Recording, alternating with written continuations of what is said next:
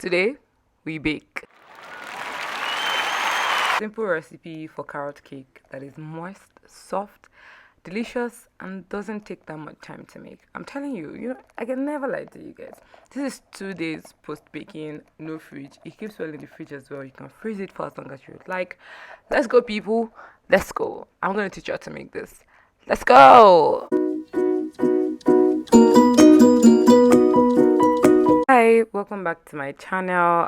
For the carrot cake, these are the ingredients you're going to use. It's pretty cheap to make. It costs less than about 5k, and this makes 4 loaves.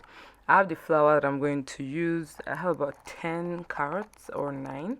I have cinnamon powder and baking soda, some salt. I don't have a fancy jar for my salt.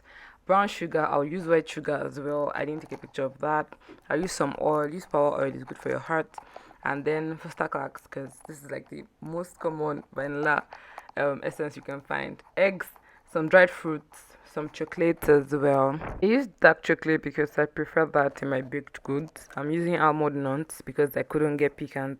So the first thing you want to do is peel your carrots. You want to rid it of the dirt, and then you grate it like using the fine part of the grater.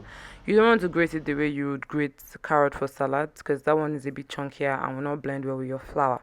You don't want to see chunks of carrots in your carrot cake. Please grate finely. So now I'm going to make my dry ingredients. I'll have my cups of flour first, and then I'm going to add my teaspoon of salt. Next thing I'm going to add is my cinnamon, because I really like cinnamon actually, and I wish I could add more, but it might tend to be a bit bitter. So you add 2 teaspoons of cinnamon as well to the dry batch, and then add baking soda to the mix. You have to mix it properly so that everything is well combined, and then you set aside and try to mix properly so that you don't have lumps or anything lying around in your flour. Now I'm going to make my wet mix.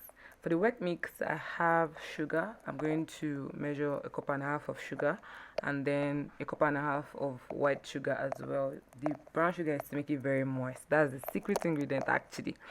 Then I'm going to mix some vegetable oil and mix everything together. Once it forms like a thick paste that looks something like this, then I'm going to add my vanilla. The vanilla just brings it together. I didn't use a measuring spoon, of course, but you're supposed to use 1 tablespoon to make it all go together. Okay, so now I'm going to add my eggs one by one.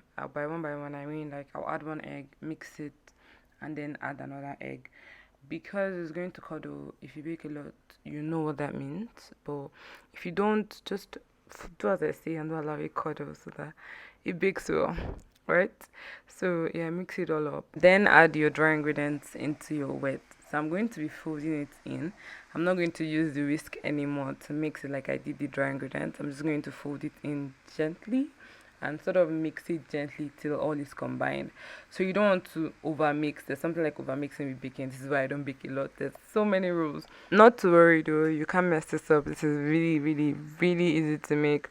The last step, or second to the last, is to add my carrots. I'm going to just mix it as I did the flour, and then I'm going to add my raisins.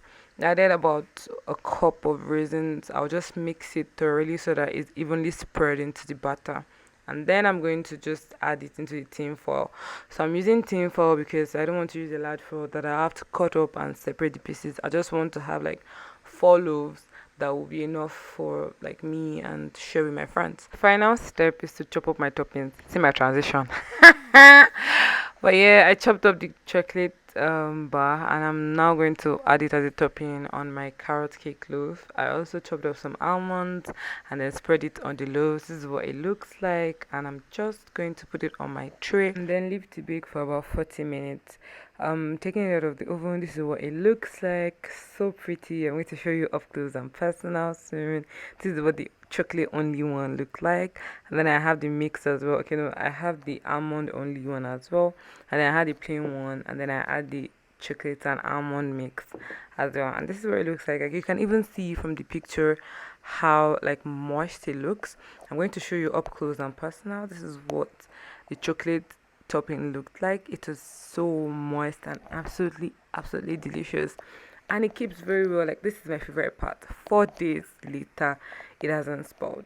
That's it, guys. Thank you so much for watching my video. Please like and subscribe, and new videos up every week. If you try the recipe, please let me know. Thank you. Bye.